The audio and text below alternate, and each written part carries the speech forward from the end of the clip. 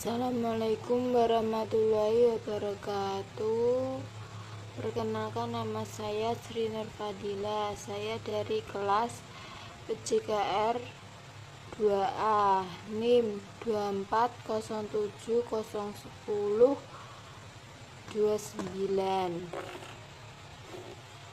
Di sini saya akan menjawab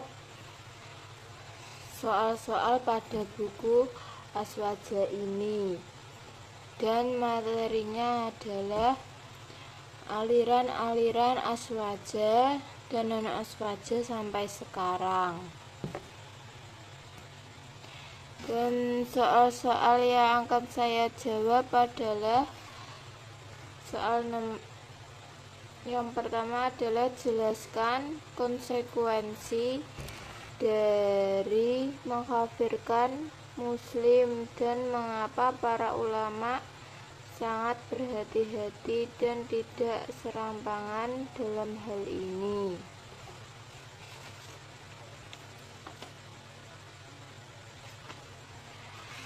Wahabi mengkafirkan orang lain yang tidak sepaham dengan mereka. Hal ini sebagaimana apa yang disampaikan oleh Syekh Sulaiman, kakak kandung Muhammad bin Abdul Al-Wahhab, dalam kitabnya Al-Syawa'iq Al-Ilahiyah. Serampangan dalam mengkafirkan adalah hal yang sangat berbahaya. Mengkafirkan seseorang adalah sama saja dengan melabelkan kehalalan darah orang yang dikafirkan, keharaman mensalati, keharaman menikahi, keharaman menguburkannya ke dalam kuburan kaum muslimin, dan menghukuminya kekal di neraka. Oleh sebab itu, para ulama sangat berhati-hati terkait masalah takfir. Masalah takfir ini kami bahas panjang lebar dalam buku Islam Ahlussunnah wal Jamaah 2. Wahabi membagi tauhid menjadi 3 bagian, yaitu tauhid rububiyah, tauhid uluhiyah, dan tauhid asma wal al-sifat. Bagian tauhid seperti ini tidak ada di zaman Nabi, sahabat tabi'in, dan tabi'i al-tabi'in. Dan soal selanjutnya adalah apa yang dimaksud dengan mazhab dan jelaskan hukum bermazhab bagi orang awam, mujtahid, dan ulama yang belum mencapai derajat mujtahid.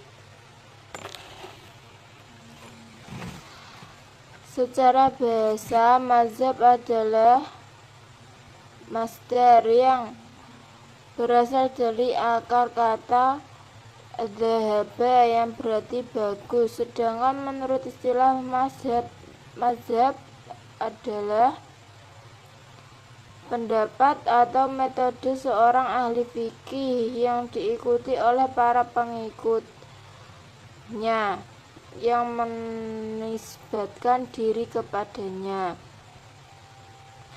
Al-Zarkayi di dalam bukunya Al-Bahr Al-Muhit membagi manusia ke dalam 3 tingkatan: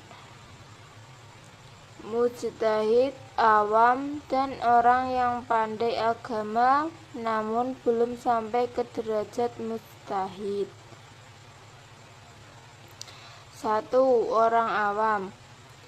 Orang awam bukan hanya orang yang sama sekali tidak mengetahui hukum Allah. Akan tetapi ia juga orang yang mengetahui hukum sebuah permasalahan dari mujtahid. Akan tetapi ia tidak mengetahui dalilnya. Bagi orang awam wajib hukumnya bertaklid kepada para ulama, mengikuti ulama. Bagi orang awam bukan berarti tidak mengikuti Al-Quran dan Al-Sunnah sebagai mana pemahaman sebagai ekstremis. Mengikuti ulama adalah perintah Allah. Dalam Al-Quran Allah Ta'ala berfirman, adapun apabila para imam mazhab berbeda pendapat dalam sebuah permasalahan, maka kewajiban orang awam adalah mengikuti mazhab yang ia yakini paling unggul dibanding mazhab lainnya, atau minimal setingkat dengan mazhab lainnya, walaupun dalam kenyataan bermazhab yang ia ikuti diungguli oleh mazhab lain. Orang yang pandai agama namun belum sampai ke derajat mujtahid. Para ulama berbeda pendapat terkait golongan kedua ini menurut Ibnu Al-Hajib dan beberapa para ulama lainnya. Golongan kedua ini sama dengan golongan pertama, yaitu wajib bertaklid sebab ketidakmampuan mereka untuk berijtihad. Yang terakhir, mujtahid. Adapun bagi mujtahid, maka ia wajib berijtihad dan tidak boleh bertaklid kepada yang mujtahid lain, walaupun mujtahid yang diikuti tersebut adalah sahabat. Pada intinya, ilmu tentang hukum-hukum syariat yang bersifat amaliyah yang dihasilkan dari dalil-dalil yang terperinci. Seorang mujtahid tidak dapat dipastikan kebenarannya sebab dalilnya bersifat jani al-dalalah. Meskipun ada hasil ijtihad yang salah, mujtahid tidak mendapat dosa sebab hal itu. Bahkan menurut ulama yang berpaham musyawibah, semua mujtahid benar dalam ijtihad.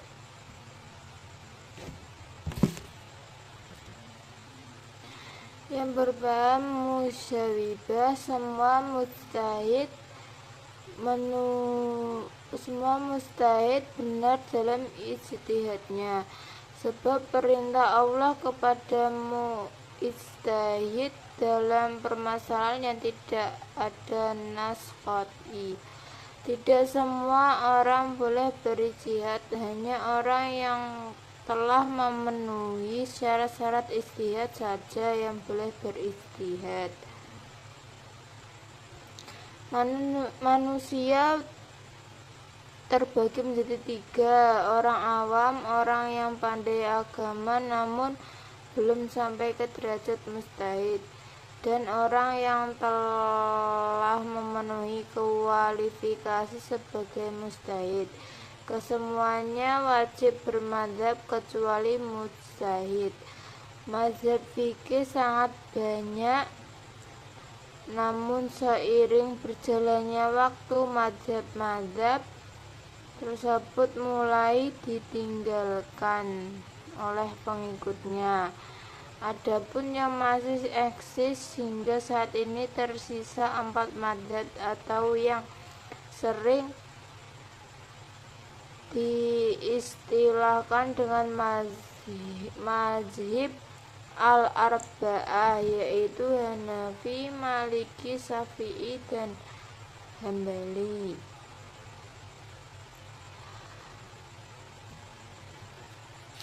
Cukup sekian dari saya.